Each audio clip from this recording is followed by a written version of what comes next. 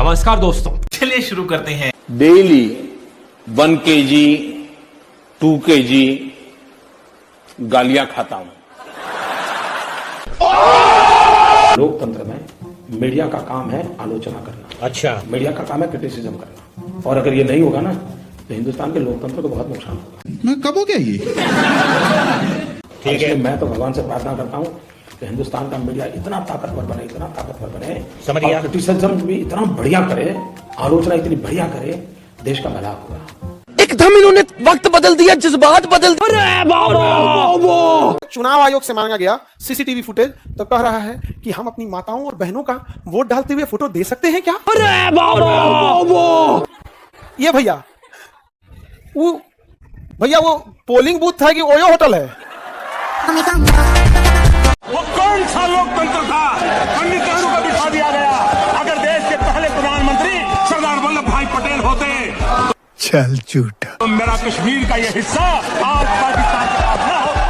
लोगों का कहना है कि प्रधानमंत्री सरदार वल्लभ भाई पटेल को बनना चाहिए। 1950 में वल्लभ भाई पटेल की आकस्मिक मृत्यु हो चुकी थी। अब आदमी कैसे ये बोलता है 1951 के चुनाव? ऐसा कैसे हो सकता है कि एक पॉलिटिशियन को लेकर लोग इतने अंधे हो गए हैं? बीजेपी के टिकट पर तो कुत्ता भी खड़ा हो जाए हम जिता। ये सच है, अगर कुत्ता भी आएगा उसको भी जिताएंगे। ये तो फिर अंधविश्वास नहीं, भक्त हैं, अंधविश्वास नहीं है, हम भक्त हैं।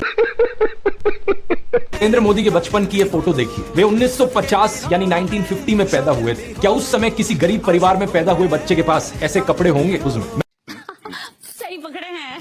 मैं खुद 1994 में एक मिडिल क्लास फैमिली में पैदा हुआ हूं, लेकिन मेरी तो बचपन की ऐसी कोई फोटो नहीं मिलेगी आपको जिसमें मैंने कोई सूट पहन रखा। इंडिया टुडे ने इनकी पुराने घर की एक फोटो पब्लिश करी थी, स्क्रीन पर देखिए। बहुत बड़ा घर नहीं है, लेकिन क्या आपको ये 1950s के किसी बहुत गरीब परिवार का घर दिखता है? मार्च में आई इस रिपोर्ट को देखिए। भारत में इनकम इनइक्वालिटी 100 साल में सबसे ज्यादा हो गई है। इतनी बुरी हालत अंग्रेजों के जमाने में भी नहीं होती थी। ईरान वॉर पर एक बार फिर से इंडियन न्यूज चैनल्स ने अपनी औकात दिखा दी है। ये देखो, इंडिया न्यूज ने बुर्ज खलीफा को ही गिरा डाला। टाइम्स नाउ ने कहा कि मिसाइल्स ने बुर्ज खलीफा को हिट कर दिया है। न्यूज 18 ने बुर्ज खलीफा पर हमले का पहला वीडियो दिखाने का दावा किया। मैं कब हो गया ये? देखो थंबनेल में कैसे बुर्ज खलीफा पर आग लगते हुए दिखाई है, लेकिन असली में ऐसा हुआ ही नहीं। इसी तरह राहुल शिवशंकर और अंजना ओम कश्यप ने ये वीडियो शेयर करते हुए कहा कि दुबई पर हमला हो रहा है, लेकिन एक्चुअली में कुछ दिन पहले बहरीन पर हुए हमले का वीडियो था। सही पकड़े हैं।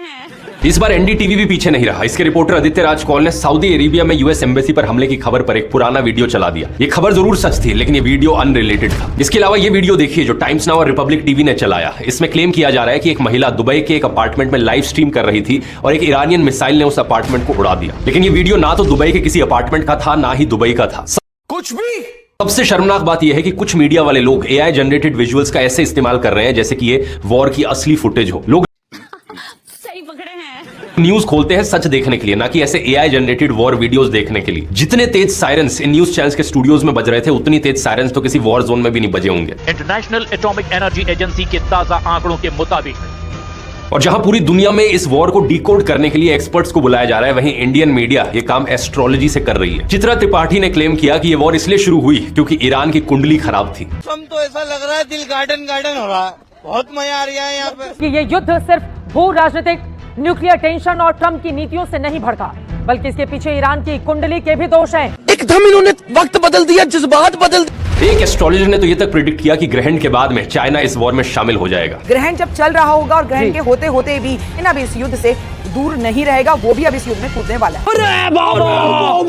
सबसे घटिया चीज जो ये करते हैं वो है वॉर की डेथ्स को एक क्रिकेट मैच स्कोर की तरह दिखाना। 1 के बदले 14 मारा। ट्रंप जीते ना ईरान हारा। स्क्रीन पर देखिए कैसे एक स्कोर कार्ड बना रखा है लोगों की डेथ्स का। असलियत में दोस्तों, देश दुनिया में कुछ भी हो रहा हो, इन न्यूज चैनल्स को सच से फर्क नहीं पड़ता। Good question.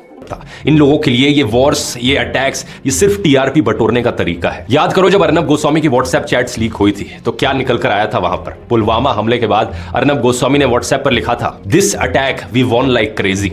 अगर आपके परिवार या आपके दोस्तों में से अभी भी कोई न्यूज चैनल्स को देखता है तो उनके साथ ये वीडियो शेयर करो। अपना टाइम वेस्ट करना बंद करो। ये तब तक नहीं सुधरेंगे जब तक जनता इन्हें पूरी तरीके से बॉयकॉट ना कर दे। सही पकड़े हैं। ना सिर्फ देश को नुकसान हो रहा है बल्कि नुकसान आपके दिमाग पर भी हो रहा है। जब आप बार बार ऐसी खबरें सुनते हो कि लूनर एक्लिप्स में खाना नहीं खाना चाहिए, तो आपको कहीं ना कहीं लगता है कि कुछ तो गलत होगा ही। लेकिन ये चीजें सरासर झूठ होती है और 100% सुपरस्टिशन है। चंद्र ग्रहण का सच जानने के लिए यहां क्लिक करके ये वाला वीडियो देख सकते हो। तू समझा? हाँ। नहीं, तू समझा नहीं। बंगाल से नाता जोड़ने के लिए इन्होंने कहा कि बचपन में ये कोलकाता की मेट्रो देखने आए थे।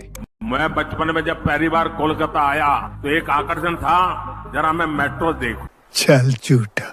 प्रॉब्लम बस ये है कि कोलकाता मेट्रो 1984 में शुरू हुई थी जब ये 34 साल के थे। अब बताओ दोस्तों, 34 साल का कोई बच्चा देखा है आपने कभी?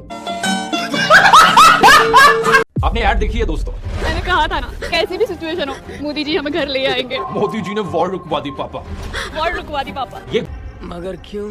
बहुत बढ़िया उदाहरण है दिखाने के लिए कि कैसे मोदी सरकार देश की जनता का ब्रेन वॉश कर रही है। हमारे मोदी जी से महीनों से चल रहा मणिपुर का वायलेंस तो रोका नहीं गया, कहां से रशिया की वॉर रोकेंगे जाकर? ये बात सरासर झूठ है, कोई वॉर नहीं रोकी गई। इतनी खुशी विदेश मंत्रालय के स्पोक्स पर्सन ने भी यही चीज कही थी। जो स्टूडेंट्स यूक्रेन में फंसे थे उनकी कितनी मदद की गई उनसे खुद ही सुन लो। हाँ, जब हम लोगों ने बॉर्डर क्रॉस कर लिया उसके बाद हमारी हेल्प हुई, लेकिन उसके पहले कोई हेल्प नहीं थी। गवर्नमेंट बिल्कुल ध्यान नहीं दे रही है, कोई अपना काम नहीं कर रही है। झूठ बोल रहा है। लेकिन आपको ब्रेन वॉश करने के लिए इनके बिकाऊ एंकरों ने बार बार क्या झूठ चलाया। भारत के कहने पर इस युद्ध को बीच में रोक दिया गया था। इनके आईटी सेल, सोशल मीडिया, गोदी इन्फ्लुएंसर्स सब ने इस झूठ को बार बार दोहराया। रविशंकर प्रसाद ने कहा 3 घंटे के लिए वॉर रुकी थी। राजनाथ सिंह ने कहा 4 से 5 घंटे के लिए। और अमित शाह के अनुसार तो ये वॉर 3 दिन के लिए रुक गई थी। अभी मजा आएगा ना भिड़ो। जिस तरीके से अपने फेलियर्स को भी अचीवमेंट्स की तरह दिखाया जा सकता है। सच क्या है यहाँ पर उससे कोई फर्क नहीं पड़ता, क्योंकि सारा मीडिया तो हमारी गोदी में बैठा है। अभी भी समय है दोस्तों, आंखें खोल लो। Good question. दूसरे देशों में वॉर रुकवाने वाले प्रधानमंत्री मोदी अपने देश में मणिपुर में हिंसा अभी भी नहीं रुकवा पा रहे हैं। वॉर रुकवा दी पापा। इस देश का प्रधानमंत्री होने के नाते उन्हें कहना चाहिए कि हर एक नागरिक की सुरक्षा मेरी जिम्मेवारी है। लेकिन वो क्या कहते हैं? वो कहते हैं हम एक रहेंगे तो सेफ रहेंगे। बटेंगे कटेंगे का एक पॉलिश्ड वर्जन है, लेकिन बच्चा समझ सकता है कि यहाँ पर एक्चुअली में यूनिटी की बात नहीं करी जा रही। इंटरनेशनल क्रिकेट काउंसिल का चेयरमैन है अमित शाह का बेटा। इससे पहले ये बीसीसीआई का सेक्रेटरी था। अब ऐसा तो है नहीं दोस्तों कि ये कोई बड़ा महान क्रिकेटिंग लेजेंड हो जो अपने टैलेंट के बल तक इस पोजीशन पर पहुंचा हो। तो जाहिर सी बात है, अगर मोदी सरकार चाहती तो इस इंडिया पाकिस्तान के बीच क्रिकेट मैच को बड़ी ही आसानी से रुकवा सकती थी। सही पकड़े हैं। लेकिन उन्हें रुकवाना नहीं था। कोई भी कारण हो सकता है, इसके पीछे पैसों का लालच या कुछ और। इन्हें रुकवाना नहीं था। एट द सेम टाइम वो ये भी जानते हैं कि जनता के बीच में, उनके सपोर्टर्स के बीच में एक सेंटिमेंट है कि ये मैच बॉयकॉट किया जाना चाहिए, मैच होना नहीं चाहिए। कैसा लगा मेरा मजाक? तो सवाल ये कि अब कैसे अंधभक्तों को बेवकूफ बनाया जाए। और ये एक ऐसी चीज है दोस्तों जिसमें सरकार बड़ी माहिर है। अंधभक्तों को कैसे बेवकूफ बनाना है और बेवकूफों को कैसे अंधभक्त बनाना है, इसमें बिल्कुल एक्सपर्ट है ये सरकार। तू समझा? हाँ। नहीं, तू समझा नहीं। तो देखिए इन्होंने क्या किया। अरे सचिन तेंदुलकर बात करो, Rahul Dravid stop the silence, Sourav Ganguly इतने ऐड में आते हो ना, बहुत पैसे मिलते हैं, तो डरते क्यों हो बीसीसीआई से? सौरव गांगुली क्यों डरते हो? देश ने इतना कुछ दिया आप लोगों को, आज चुप हो। अभी मजा आएगा ना भिड़ो। चीख चीख कर अपना गला फाड़ रहा है, चिल्ला रहा है अर्नब गोस्वामी, लेकिन मजाल इसके मुंह से नरेंद्र मोदी, अमित शाह या जय शाह का नाम निकल जाए। इसे कहा गया है भाई तुम चिल्लाओ जितना चिल्लाना है, सारे बीजेपी आईटी सेल के अकाउंट जितना बोलना है बॉयकॉट की मांग करो, बॉयकॉट करना है करो, लेकिन अमित शाह या मोदी का नाम अपने मुंह से मत निकाल देना। सारा जो ब्लेम है बीसीसीआई पर कर दो, मगर क्यों? क्रिकेट प्लेयर्स पर कर दो, सोनी टीवी पर कर दो, जितने और यहां पर चीजें इन्वॉल्व हैं, स्पॉन्सर्स पर कर दो। मतलब मुझे हंसी आती है कि ये अपने अंधभक्तों को 1 साल पहले बेवकूफ बना रहे थे ये कहकर कि मोदी ने वॉर रुकवा दी, रशिया यूक्रेन के बीच में वॉर रुकवा दी। अब इन्हीं अंधभक्तों को इस बात पर बेवकूफ बनाया जा रहा है कि मोदी इंडिया पाकिस्तान के बीच क्रिकेट मैच नहीं रुकवा सकता। मतलब किसी भी समझदार इंसान को ये सब समझ में आ जाएगा कि ये जो देशभक्ति का ढोंग ये सरकार करती है कितना खोखला है वो। पानी और खून भी एक साथ नहीं बह सकता। चल झूठा। देखिए, हमने खून और पानी का कहा था, हमने क्रिकेट का नहीं कहा था। लेकिन बेचारे अंधभक्त, यार तुम लोग थके नहीं हो क्या बेवकूफ बन बनकर? और कितना बेवकूफ बनना चाहते हो?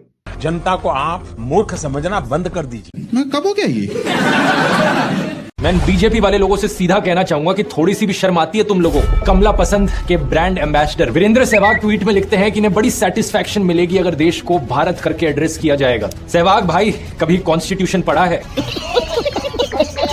देश का नाम ऑलरेडी भारत है, किताबें पढ़ा करो, व्हाट्सएप यूनिवर्सिटी का प्रोपेगेंडा नहीं। ये बड़ी अच्छी बात कही है। और अगर वीरेंद्र सहवाग जैसे लोगों को यहाँ पर इस बात से प्रॉब्लम होती है कि ये शब्द फॉरेनर्स के द्वारा दिया गया है, तो इस केस में मैं कहना चाहूंगा कि हिंदुस्तान शब्द का भी इस्तेमाल करना बंद कर दो। अपने आप को हिंदू बुलाते हो, हिंदू भी मत बुलाओ, क्योंकि हिंदू शब्द ही फॉरेनर्स के द्वारा दिया गया है। सही पकड़े हैं। और ये क्रिकेट क्या खेल रहे हो? ये तो ब्रिटिश के द्वारा दिया गया गेम है भाई। और जो स्कूल आपने शुरू किया है इंटरनेशनल स्कूल, उसमें इंग्लिश क्यों पढ़ा रहे हो? इंग्लिश तो फॉरेन भाषा है। एक्चुअली ये कोट पैंट पहनकर क्यों खड़े हो? धोती कुर्ता पहन के खड़े हो। बाकी हम सब के लिए हिंदुस्तान जिंदाबाद, जय हिंद, जय Bharat, I love my India. Good question. Kumbh में ट्रंप पुतिन को स्नान करते देख बिलबिला उठे मुस्लिम देश। मोदी ने भी लगा दी डुबकी।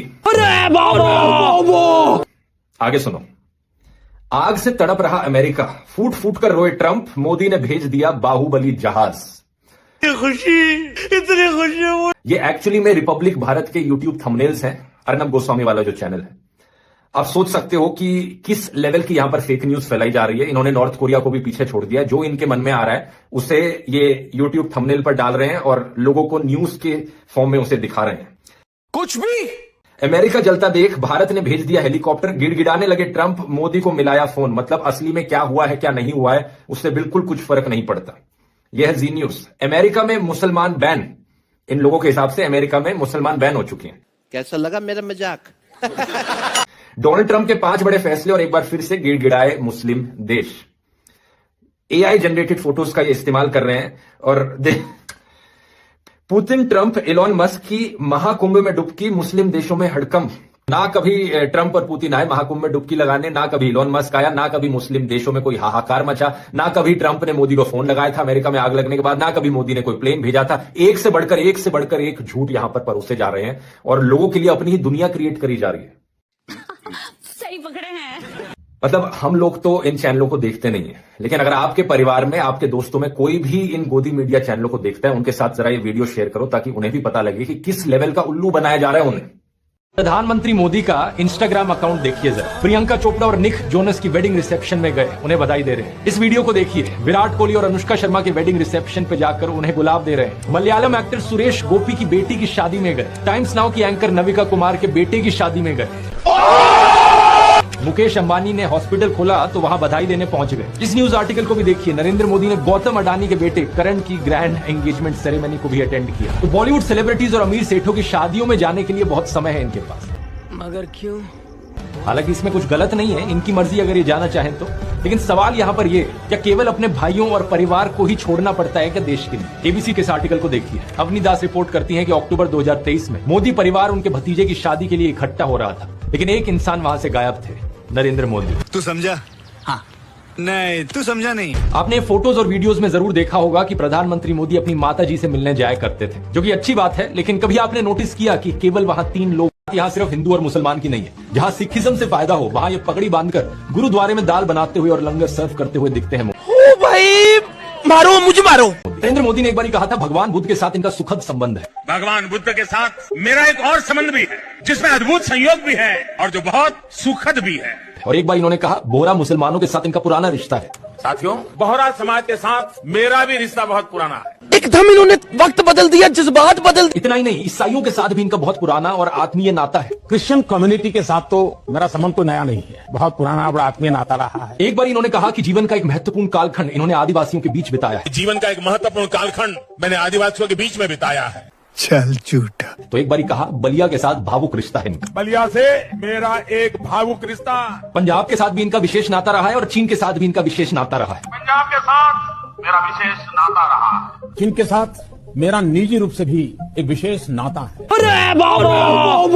फ्रांस के साथ भी इनका पुराना नाता रहा है और यदुवंश के साथ भी इनका रिश्ता नाता है। मेरा खुद का व्यक्तिगत रूप से फ्रांस के प्रति लगाव बहुत पुराना रहा है। अरे यदुवंश के साथ तो हमारा रिश्ता है, हमारा नाता है। चल झूठा। बंगाल से नाता जोड़ने के लिए इन्होंने कहा कि बचपन में ये कोलकाता की मेट्रो देखने आए थे। मैं बचपन में जब पहली बार कोलकाता आया तो एक आकर्षण था, जरा मैं मेट्रो देखूं। मगर क्यों? प्रॉब्लम बस ये है कि कोलकाता मेट्रो 1984 में शुरू हुई थी, जब ये 34 साल के थे। अब बताओ दोस्तों, 34 साल का कोई बच्चा देखा है आपने? Bye bye, tata, goodbye, गया।